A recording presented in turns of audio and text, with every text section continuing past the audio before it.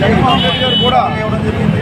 కానీ మా స్థానిక ఎమ్మెల్యే గారు గౌరవశ్రీ రాజాబాబు గారు కూడా మాకు ఈ భూములు రిజిస్ట్రేషన్ చేసి మీకు అప్పగిస్తాను, అప్పుడే మేము అందరినీ ఓటు అడుగుతానని చెప్పి మా అందరికీ ధైర్యం చెప్పి మా అందరినీ కూడా పుణ్యప్రంగా ఉండేలాగా చేశారు.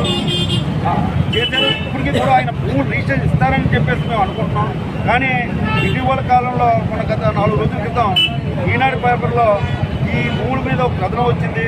దానికి 2 రోజుల తర్వాత సాక్షి పేపర్లో కూడా ఒక కథనం వచ్చింది.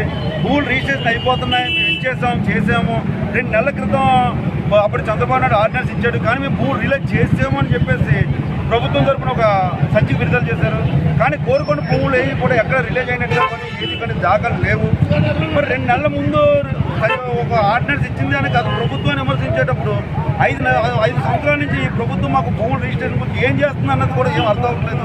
ఎక్కడైనా సరే ఈ ప్రభుత్వం మేల్కొని ఇచ్చిన హామీని నిలబెట్టుకొని ఈ భూములు రిజిస్ట్రేషన్ అయ్యే విధంగా చర్యలు తీసుకొని మా కోరుకున్న గ్రామం చుట్టుపక్కల గ్రామ ప్రజలందరినీ కూడా కొద్దిగా ప్రాణాలతో ఉండే విధంగా వాళ్ళకి ఇబ్బందులు లేకుండా కలుగు చేస్తారని చెప్పి ఆశిస్తూ మరొకసారి ఇప్పుడున్న ఈ ప్రభుత్వాన్ని మేమందరం కూడా వేడుకుంటున్నాం. మీరు ఇచ్చిన మాటను నిలబెట్టుకోండి. మీరు భూముల కోసం మాతో పాటు కలిసి ప్రయాణం చేసి పోరాటాలు చేశారు. ఈ పోరాట ఫలితమే ఆ రోజున చంద్రబాబు నాయుడు ఇచ్చిన ఆర్డినెన్స్. ఆ ఆర్డినెన్స్ని 5 సంవత్సరాల కాలంలో కూడా మీరు అమలు చేయలేదు.